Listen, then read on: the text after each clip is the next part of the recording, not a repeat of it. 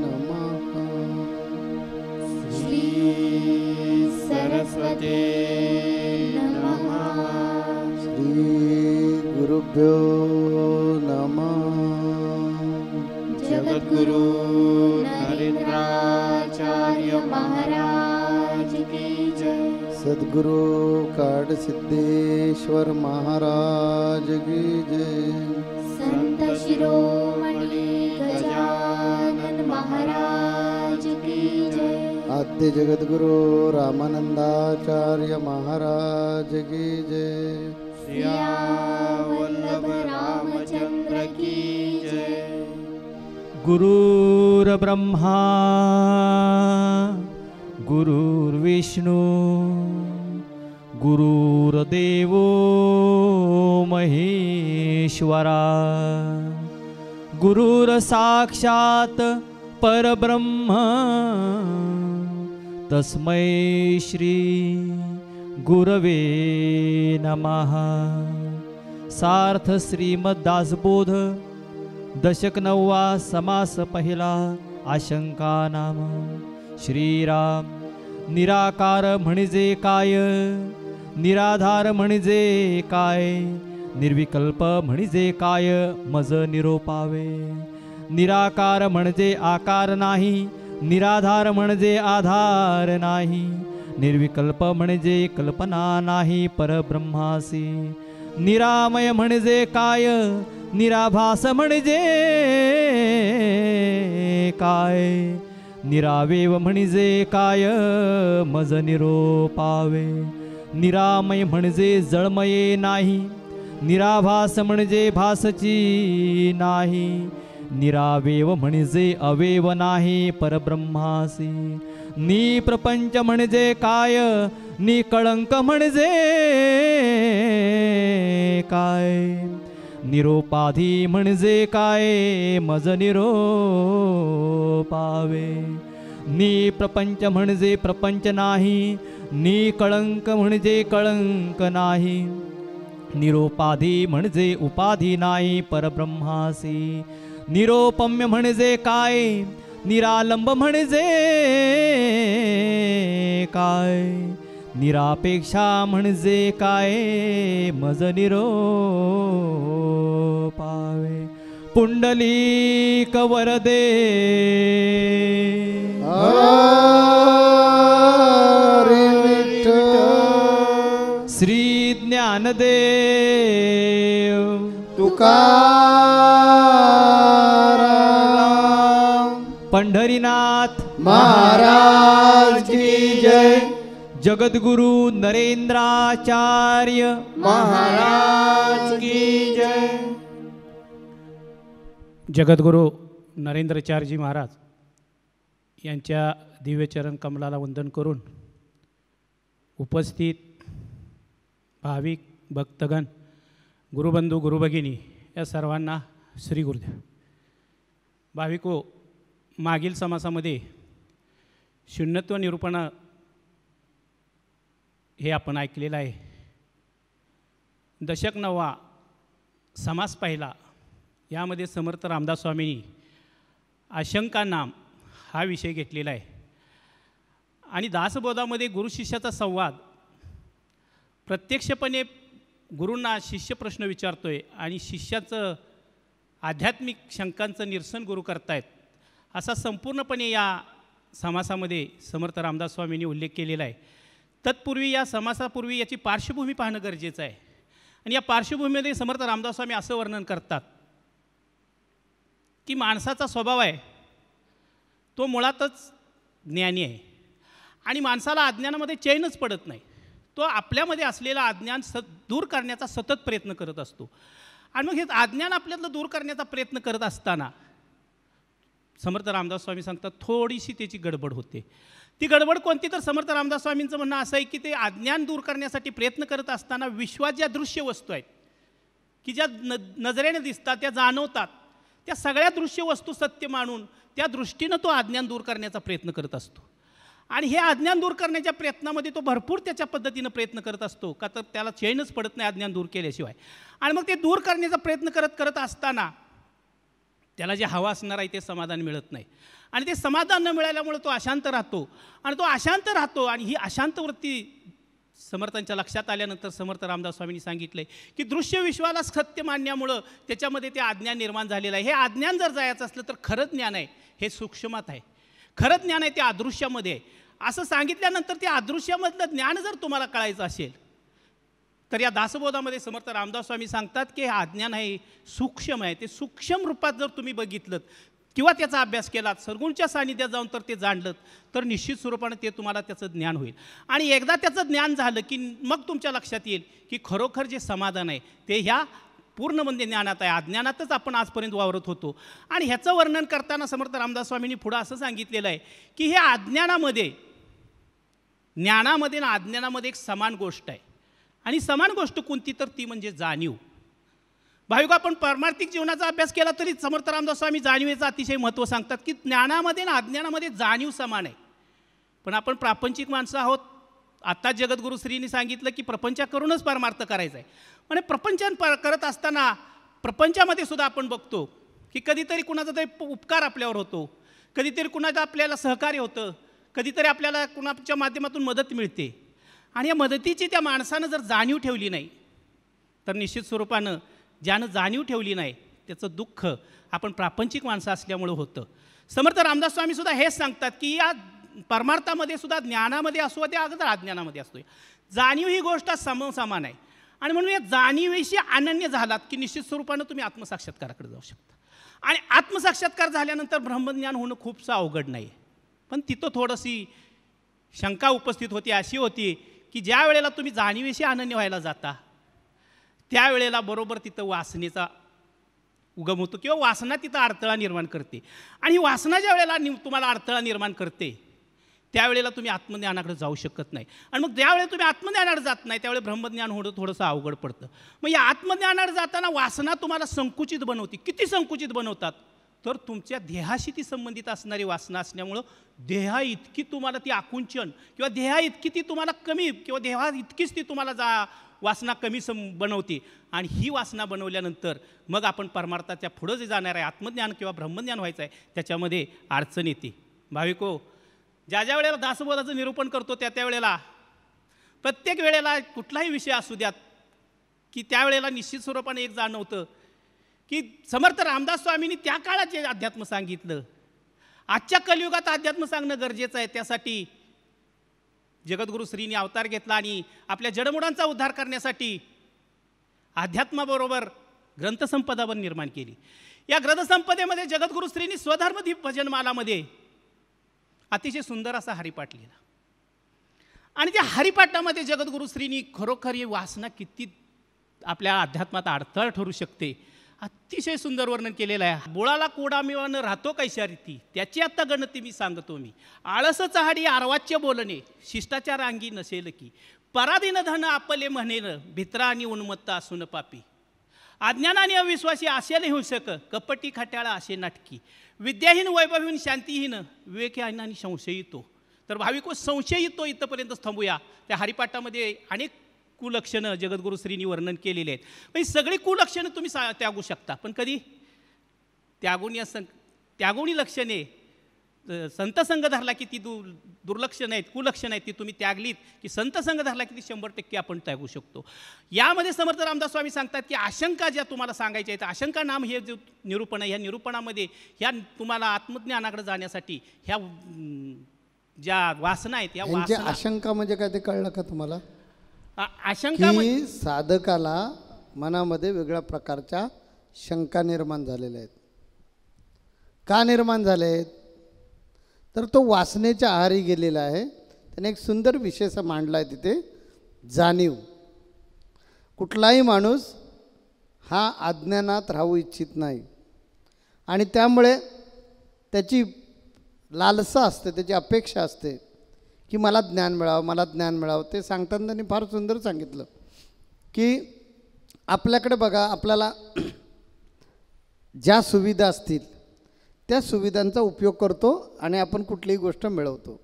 उदाहरणार्थ तुमच्याकडे समजा फोन असेल तुम्हाला तिकीट काढायचं आहे की कुठे चौकशी करायची असेल तर तुम्ही काय करणार फोन नाही तर फोनचा उपयोग कराल इंटरनेट असेल तर इंटरनेटचा वापर करून तुम्ही ती सुविधा मिळवाल.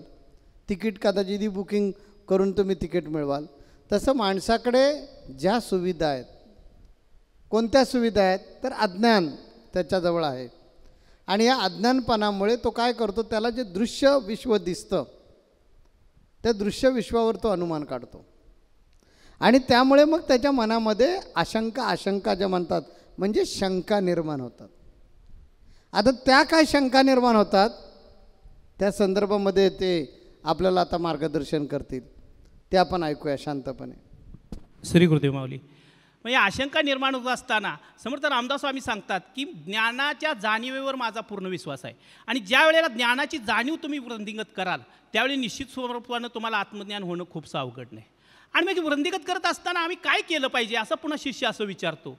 तर त्यावेळेला शिष्याला मार्गदर्शन करताना समर्थ रामदास स्वामी असं सांगतात की दृश्य वस्तू आहे, ह्या दृश्य वस्तूवरती जास्त विश्वास न ठेवता अदृश्य सूक्ष्म असं जे परब्रह्म आहे हे परब्रह्म तू जाणून घेतलं पाहिजे. आणि हे जाणून घेण्यासाठी काय केलं पाहिजे तर तुझी वृत्ती अगोदर सुधारली पाहिजे.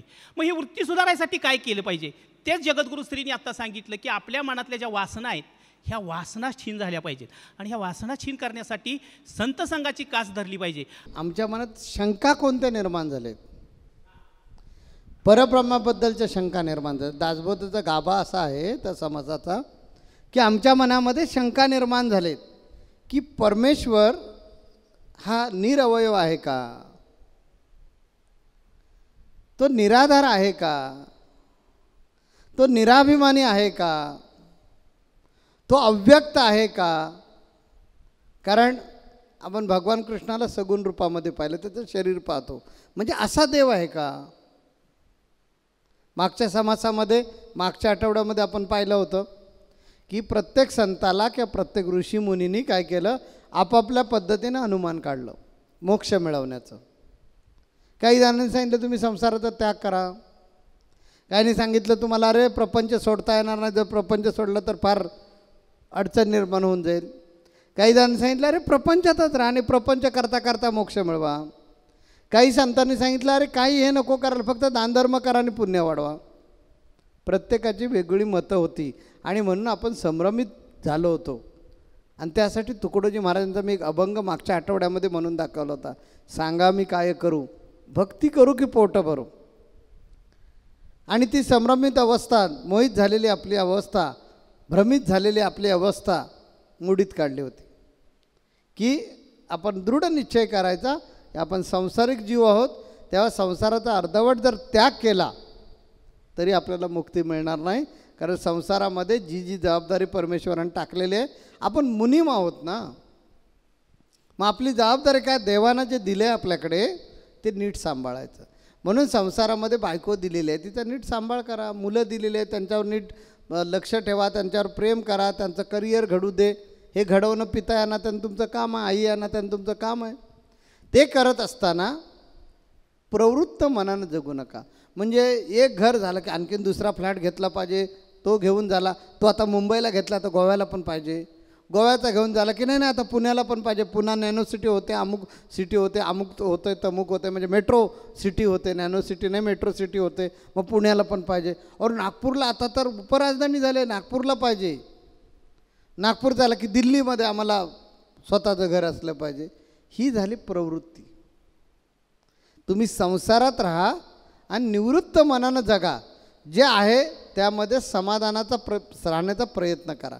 प्रयत्न करायचा मिळवायला, पण ते मिळत नसलं तर त्याचा ध्यास घेऊन सतत पाठीमागे लागू नका. ज्यावेळी तुम्ही त्याचा ध्यास घेऊन पाठीमागे लागता, पळायला लागता, तेव्हा ते पुढे पुढे पुढे पुढे पळत जातं आणि मन आपलं अडकत जातं. त्याला म्हणतात वासना. म्हणून मी सांगितलं वासना लागे जीवा तेने मुक्ती मिळे, वासना लागे जीवा तेने दुःख मिळे, तेने उपाधी बळावेल की. वासना आणि प्रपंच मानीला आनंद, कनक आणि कामिनी माझी माझी. आपण एकदा संसारामध्ये अडकलो म्हणजे त्या संसारात म्हणण्यापेक्षा वासनेमध्ये अडकलो की बायको, मुलं, घर दार, मग त्यांनी माझ्याशिवाय कोण आहे त्यांच्यासाठी वगैरे, ह्यात अडकत जाणार. म्हणून भारतासारखं राज्य करा. मी पण प्रपंच करतो, मला मुलगा आहे, मला सून आहे, पण मी कुठेच अडकलेलं नाही. का? कर्तव्य म्हणून करायचं, कर्तव्य म्हणून करायचं, परंतु त्याच्यात अडकून पडायचं नाही. येता तरी सुखे या, जाता तरी सुखे जा, कोणावरी ना बोजा या जीवनाचा माझ्या.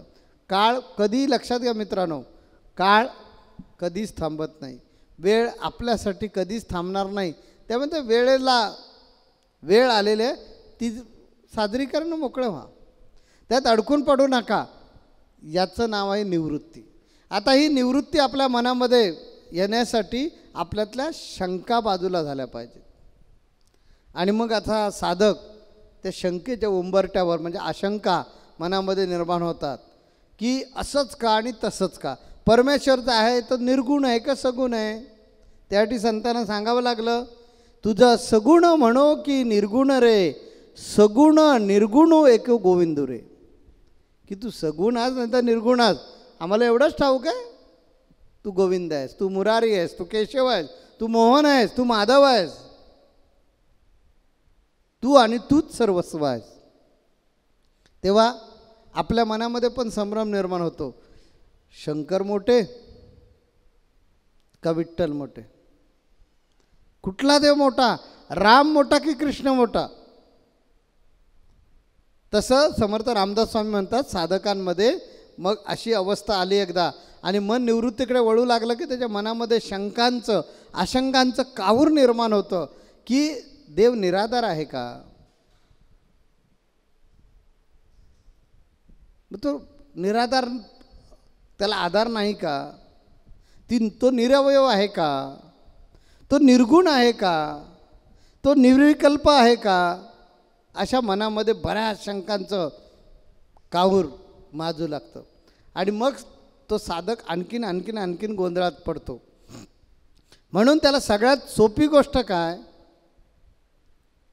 गुरूंच्या चरणात जाऊन काय करा, विलीन व्हा. म्हणजे गुरूंच्या चरणाजवळ जा, गुरूंजवळ जा, ते जे सांगतील त्याप्रमाणे पुढे मार्गक्रमण करा. कारण हा विषय सूक्ष्मातला आहे, हा विषय फार कठीण विषय आहे, तो आज कळणार नाही. म्हणजे आज परिस्थिती कशी झाली की आम्ही 3-4 वर्षाचे आहोत आणि वडिलांना विचारतो, बाबा मला मिशा का नाही येत. येणार बाबा, पण ते वय झाल्यानंतर. तशा प्रकारे हा जो गोंधळला आहे साधक, तुमच्या माझ्यासारखा साधक गोंधळतो, संभ्रमित होतो. त्याला प्रश्न पडतात की देव निर्गुण आहे की सगुण आहे, देवाला काही अवयव आहेत का, देवाला काही गुण, देवातला काही गुण आहेत का, देवाचा काही रंग आहे का, देवाला काही रूप आहे का, देवाला काही आकार आहे का, असा संभ्रम निर्माण होतो. हे समर्थ रामदास स्वामींना या समासामध्ये सांगायचं आहे. आणि तिथं ते सांगून काय सांगायचं आहे, कारण ही परिस्थिती आपली पण असेल, आपण सत्संगी मंडळी आहोत, आपल्याही मनामध्ये शंका येते की अरे देव बघायचा आहे, देव जाणायचा आहे, देव समजून घ्यायचा आहे, देव शोधायचा आहे. मग देव आहे कसा, स्वामींसारखा, कृष्णासारखा आहे, शंकरासारखा आहे, विठ्ठलासारखा आहे कसा, हा तुमचा सोडून द्यावो विषय. तुमच्या मनामध्ये जर अशा प्रकारच्या शंका आल्या तर नवल नाही, ब्रह्मदेवामध्ये सुद्धा असा भ्रम निर्माण झाला होता, भगवान विष्णूला असा भ्रम निर्माण झाला होता. तो भ्रम निस्तारण्यासाठी त्या निर्गुण परमात्माला अशी काही किमया करून दाखवावी लागली. त्यावेळी ते संभ्रमित ब्रह्म विष्णू महेश जाग्यावर आले. म्हणजे देवांचे देव, ज्याने सृष्टी निर्माण करायची, ज्यानं पालन करायचं आणि ज्यानं संहार करायचा, ही 3 तत्वसुद्धा संभ्रमित झाली होती. त्या 3 तत्वांना, त्या ओंकाराला शेवटी सांगावं लागलं की तुम्ही समजता असं नाही, मी ह्याच्यापेक्षा वेगळा आहे. आणि म्हणून त्याला एक असं अकराळ विक्राळ रूप घेऊन ब्रह्मदेवाच्या समोर उभं राहावं लागलं. त्या ब्रह्मदेवानं त्याच्याकडे बघितलं, त्या रूपाकडे आश्चर्य वाटलं, रे ह्याला तर मी निर्माणच केलेलं नाही, ह्याला काय म्हणू, मी पशु म्हणू का, तर पशुसारखा नाही आहे. ह्याला पक्षी म्हणायचं का, पक्षासारखा पण नाही आहे. ह्याला प्राणी म्हणू का, प्राण्यासारखा सुद्धा नाही. मग याला जलचर म्हणू, उभयचर म्हणू, भूचर म्हणू, खेचर म्हणू, काय म्हणू याला. मग त्या रूपानं सांगितलं, बाबा रे तू संभ्रमित होऊ नकोस, तुझ्या बुद्धीच्या पलीकडचं हे सगळं आहे। एवढंच लक्षात ठेव की असा मी आहे की मी सगळीकडे आहे। तू ज्याला निर्माण केलं नव्हतंस ना, म्हणून तुला जे आश्चर्य वाटलं आहे तोच मी आहे।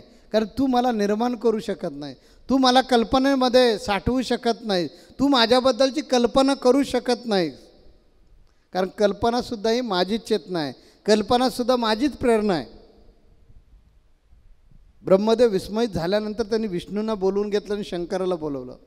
दोघांनी पण पाहिलं की मी ह्याचं कधी पालनच केलं नाही, ब्रह्मदेवाकडून हे कधी माझ्यापर्यंत आलेच नाहीत, आणि हा आहे कोण? ह्याला प्राणी म्हणू का, पक्षी म्हणू का, काय म्हणू? तर त्या तिघांचा भ्रम निराश झाला, त्यांच्या मनामध्ये ज्या शंका होत्या त्या काढून टाकल्या, आणि मग ते तिघेजण ठिकाणावर आले की सृष्टीचा उत्पत्ती करता फक्त मी एकटा नाही, अशा अनेक सृष्टी आहेत।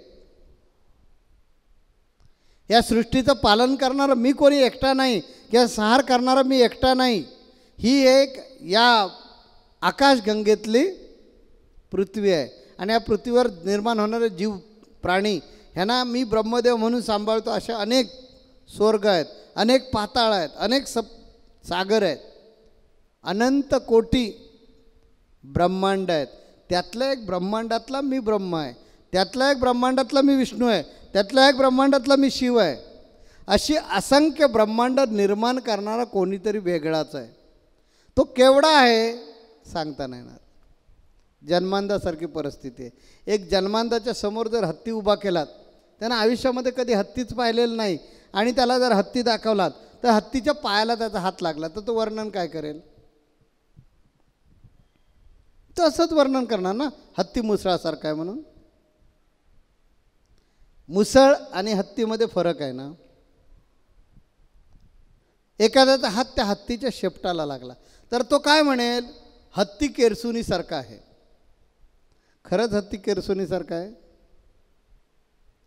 त्याच्या हाताला लागला, त्याच्यावरून त्यानं अनुमान काढलं। एखाद्याचा त्या हत्तीच्या कानाला हात लागला तर म्हणणं हत्ती सुपासारखा आहे। एकाच वेळेला संपूर्ण हत्तीला तो पाहू शकत नाही, कारण इतका मोठा हत्ती आहे। मग एक हत्ती त्या पृथ्वी तलावरचा एवढासा छोटासा जीव आहे। असे अनंत पृथ्वी, अशी अनंत ब्रह्मांड ज्यानं निर्माण केलं ना, हे ब्रह्मांड व्यापून उरलेला आहे, तो कसा आहे तो कुणालाच कळलेला नाही।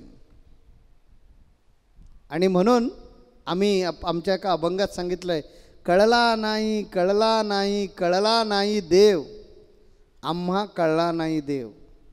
कुणी तुला शोधी रावळात, कोणी तुला शोधी मशिदीत।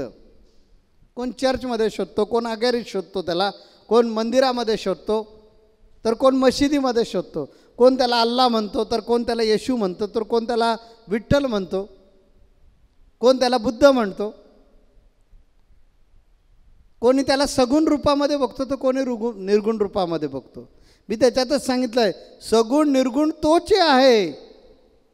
जसं जनाबाईंनी सांगितलं, तुझं सगुण म्हणो की निर्गुण रे, तसं ते आम्हाला गुरूंच्या कृपेमुळे ज्ञान प्राप्त झालं, आणि त्याच्यातून आम्ही जे अनुमान काढलं आहे देवाबद्दलचं, त्या परब्रह्माबद्दलचं, आणि आमचं ठाम मत आहे की सगुण निर्गुण तोच आहे, जैसी श्रद्धा तैसा पाहे।